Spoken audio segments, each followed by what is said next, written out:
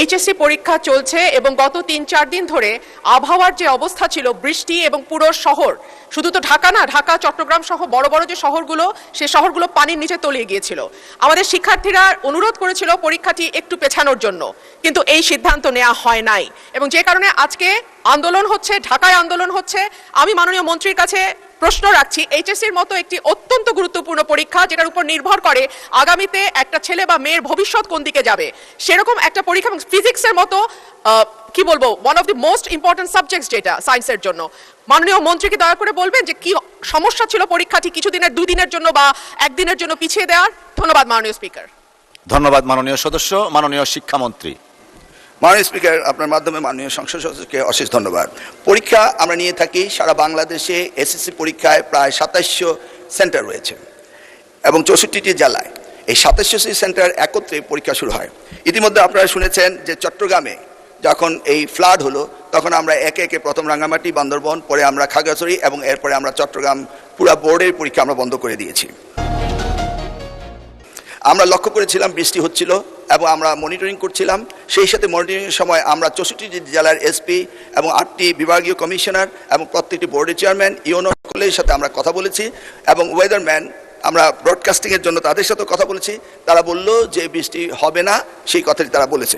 বিকেল 5টা পর্যন্ত আমরা বসে থেকে সিদ্ধান্ত নিলাম যে সকলেই বলল যে ওয়েদার ভালো হবে, সেই জন্য আমরা পরীক্ষা রেখেছি। সকালে ঘুম থেকে উঠেই দেখতে পেলাম কুমিল্লা সরকারি মহিলা কলেজের মাঠ পানিতে ভরে গিয়েছে।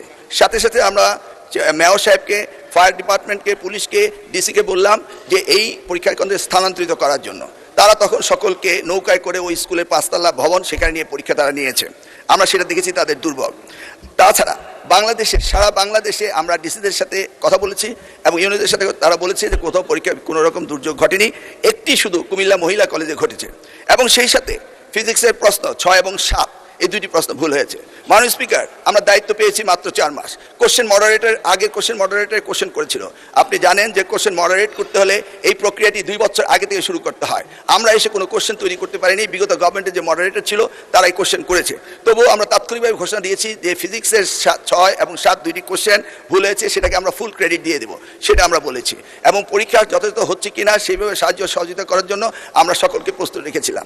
আজকেও আমরা সারাদিন কথা বলেছি এবং প্রত্যেকটি আমাদের সাথে যারা স্টেক হোল্ডার রয়েছেন তারা বলেছে পরীক্ষা সুন্দর হয়েছে, সুস্থ হয়েছে। একটি জায়গায় শুধু কুমিল্লা সরকারি মহাবিদ্যালয়ে এই ঘটনাটি ঘটেছে এবং সেখানে পরীক্ষা সুন্দর হয়েছে। আমরা নির্দেশ দিয়েছি যে পরীক্ষা বিলম্বতে শুরু করার জন্য এবং যে মেয়েটি কাপড় ভিজে গিয়েছিল বাড়ি থেকে কাপড় আনা হয়েছে, 1 ঘন্টা পরে পরীক্ষা নেওয়া হয়েছে এবং পরীক্ষার সময়সীমা বাড়িয়ে দেওয়া হয়েছে। আমি মাননীয় স্পিকার আপনার মাধ্যমে জাতিকে জ্ঞাতার্থে করতে চাই যে পরীক্ষা পদ্ধতিতে আমাদের যে সিস্টেম রয়েছে সেখানে লোকাল যে গভর্নমেন্ট রয়েছেন, ডিসি হতে, ইউনো হতে, পুলিশ হতে, তারা তাৎক্ষণিকভাবে ব্যবস্থা নেবেন যে পরীক্ষা এখানে নেওয়া যাবে কি যাবে না।